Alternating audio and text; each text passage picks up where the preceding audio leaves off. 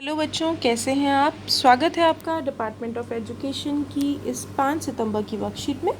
जैसा कि आप देख सकते हैं वर्कशीट का नंबर 54 है, यानी कि 54 है, और वर्कशीट क्लास 6 to 8 तक के लिए। यहाँ पे लिखा नहीं है तो आप लिख लेंगे क्लास 6, क्लास 7 और क्लास 8 के लिए ये वर्कशीट है।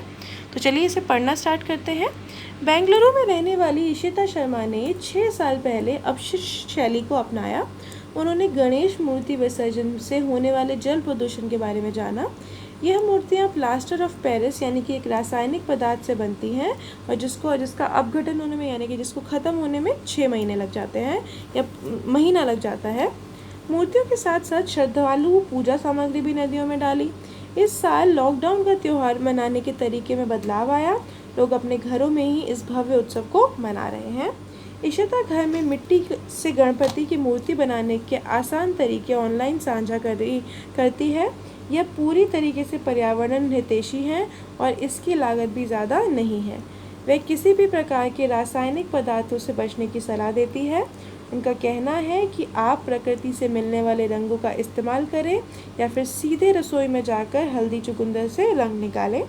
लोगों ने मूर्ति बनाने के लिए रचनात्मक तरीके जैसे चॉकलेट, लाल मिट्टी, सब्जियां, अखबार जैसे जैव निम्नीकरणीय जो सूक्ष्म जीवों तथा कार्बन डाइऑक्साइड, जल और मीथेन जैसे सरल पदार्थों के तोड़ दिए जाते हैं पदार्थों का प्रयोग करना शुरू कर दिया गया।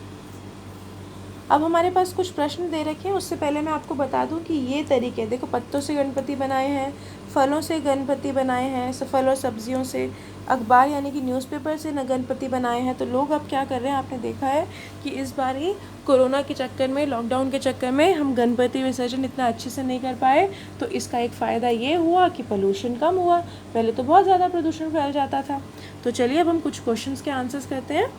लोगों ने मूर्ति बनाने के लिए किन पदार्थों का प्रयोग करना शुरू किया। आपको क्या लगता है कि इन वस्तुओं का उपयोग क्यों कर रहे हैं। तो इसका आंसर है, लोगों ने मूर्ति बनाने के लिए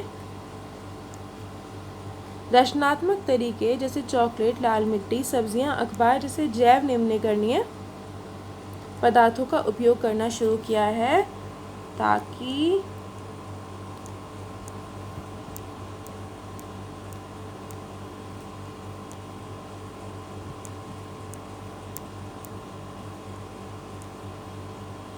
जल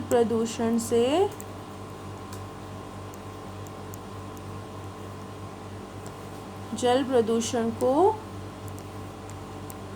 कम किया जा सके।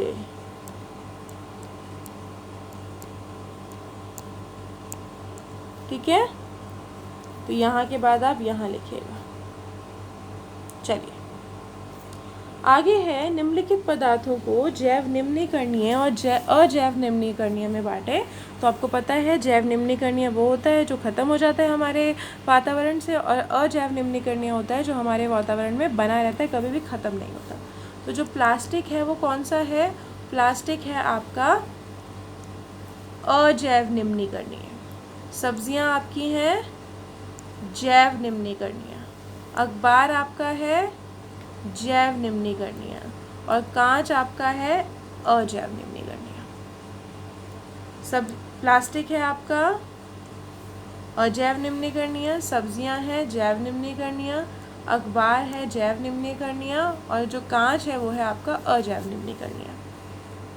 अगला है, पूजा सामग्री में कौन से अपशिष्ट पदार्थ नदियों में डाले जाते हैं और उनके निपटारे के लिए कोई और तरीका बताइए।